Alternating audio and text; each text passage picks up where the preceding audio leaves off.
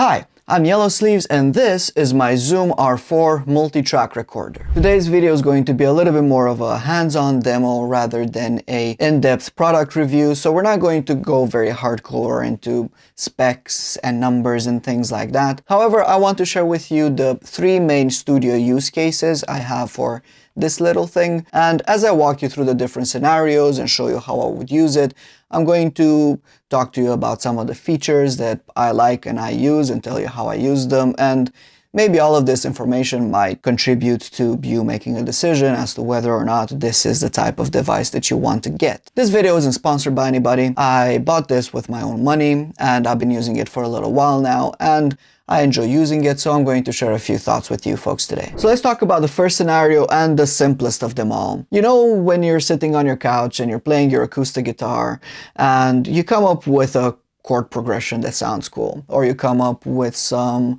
vocal melodies that sound cool, or some lyrics, you would probably just grab your phone and record that idea on your phone so you don't forget it. The problem with that is that the phone microphone isn't all that amazing, and also you can't really set the gain on a lot of the voice recordings.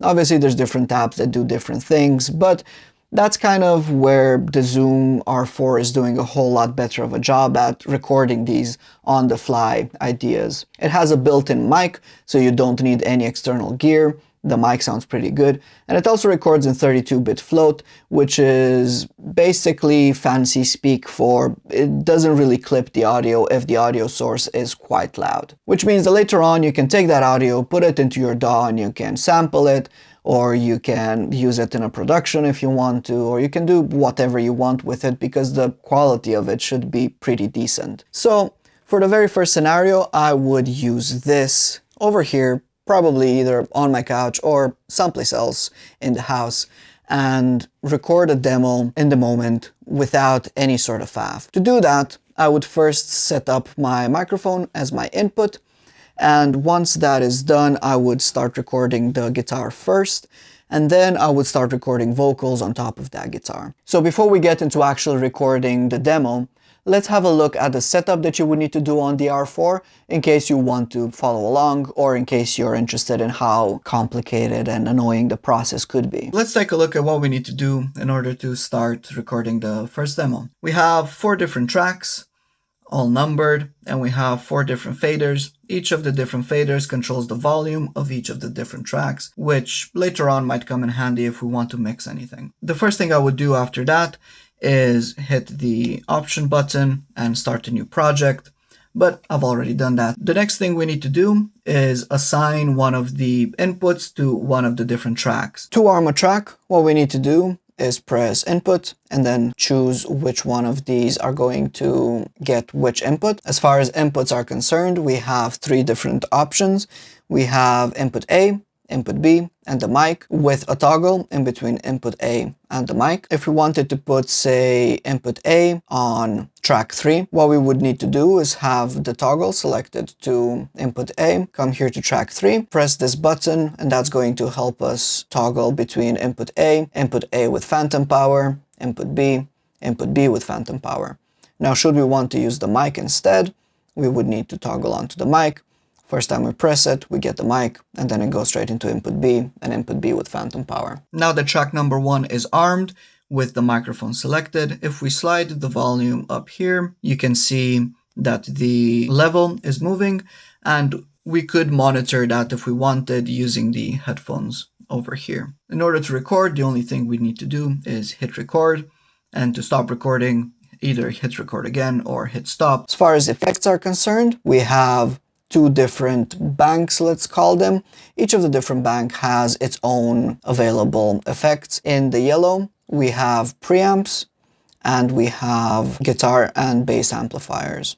We have 5 preamps, we have a whole lot of guitar amps, and we have a handful of bass amps as well.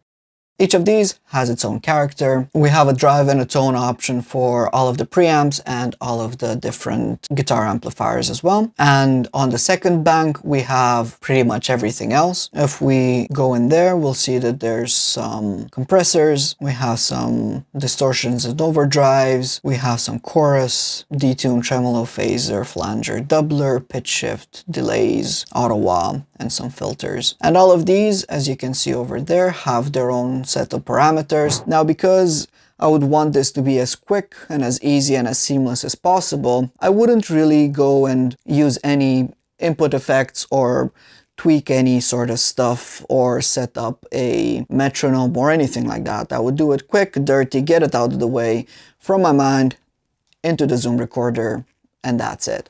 So let's do just that. As you can see, I'm putting the recorder roughly around the 12-ish fret on the guitar, which is pretty typical for what you would do with a normal acoustic guitar. Now, what I would do is I would change my input from track number 1 to track number 2 and record some vocals on top of that. Let's go ahead and record the vocals.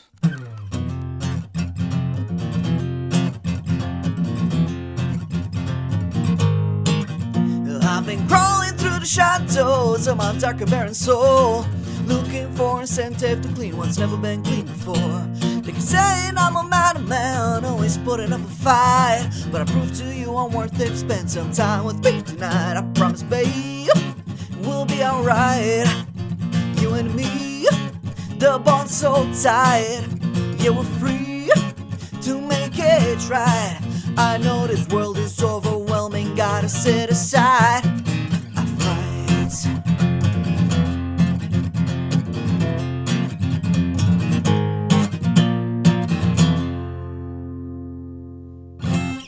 Scenario number 2 is going a little bit further than scenario number 1. With the first demo, we were just chilling on the couch and wanting to capture an idea. With scenario number 2, let's say we're in a band and we have an idea for a song. We have an electric guitar, an acoustic guitar, and a bass lying around. The R4 has a mic. There's enough there to put together a pretty reasonably comprehensive demo for the rest of the band to hear and figure out what sort of vibe you're going for and what sort of ideas you have for the different instruments playing in the band. So because of the 4 different tracks off the bat, we have enough room there for a bass line, a couple of guitar tracks, and some vocals. Now, this R4 comes with some rhythms as well.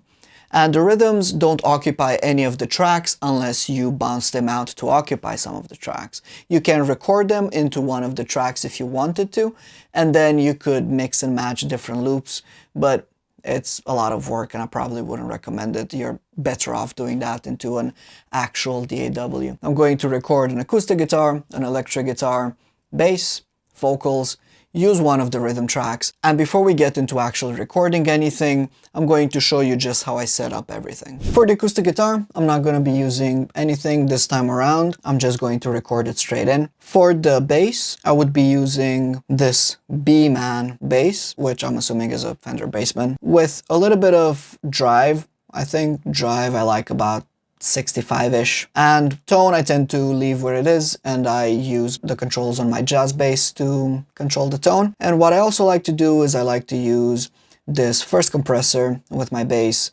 with the attack all the way down and with compression about where it is right now. For both guitars, I'm gonna be using this MS-800, which is a British style amplifier. Drive set to about 68-ish. And with the tone slightly boosted. It can get very shrill very quickly with this particular amplifier, so that's about where I tend to like it. And I'm not going to be using anything on the second bank. This time around, because we're going for something a little bit more polished, I'm going to be using the rhythm track as a guide instead of a metronome, and I'm going to play everything to that same guide. For vocals, what I like is this 1073 preamp, and with vocals I also tend to use one of the compressors. I kind of try different compressors and see what sounds better, and it always kind of differs, but occasionally I also like trying out these distortions and overdrives on vocals because I think they sound pretty good. So I've decided on the settings for the vocals, and I've also decided I'm going to double the vocals.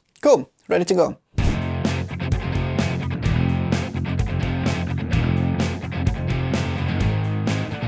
I've been crawling through the shadows of my dark and barren soul, looking for incentive to clean what's never been clean before. They're saying I'm a madman, always putting up a fight, but I'll prove to you I'm worth it. Spend some time with me tonight, I promise, babe, we'll be alright. You and me, the bond's so tight, yeah, we're free to make it right. I know this world is overwhelming, gotta set aside our frights.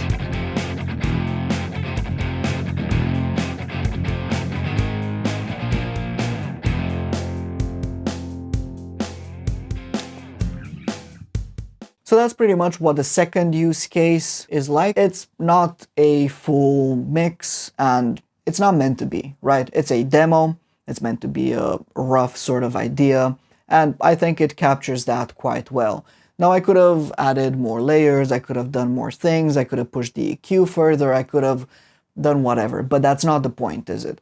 With demos, what you want to do is capture the spirit, do it reasonably quickly and efficiently, and then take that bit of music into the next step, whether that is production, sharing with your bandmates, or whatever else. For this third and final use case, what I'm going to do is I'm going to use the Zoom recorder as an audio interface. To do that, it has a USB-C connection port over here. You just hook it to your computer, you go to your DAW, you select it as an input, and you have a 2-in audio interface. Now, I don't see myself using this functionality all that often. However, if I were to go on a trip, or if, I don't know, somehow something happened with my audio interfaces and I wasn't recording at home, this is portable, it has 32-bit float, and it does the job quite well, as you're about to see. So let me connect this to my computer, start a new Ableton session, and get going.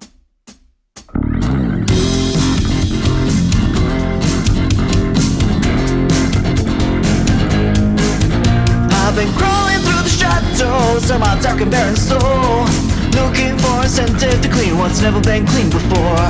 They could say I'm a madman, always putting up a fight, but I'll prove to you I'm worth it. Spend some time with me tonight, I promise, babe, we'll be alright. You and me, we're both so tight, yeah, we're free to make it right. I know this world is overwhelming, gotta set aside our pride.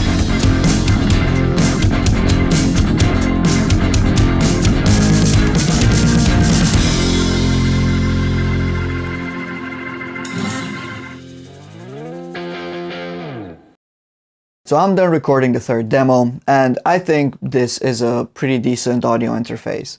I will say though that when I used it with my condenser mic, there was a little bit of an issue trying to figure out how to use phantom power with it. It turns out that in order to use phantom power, you need to toggle phantom power on your desired input before you put the device in audio interface mode.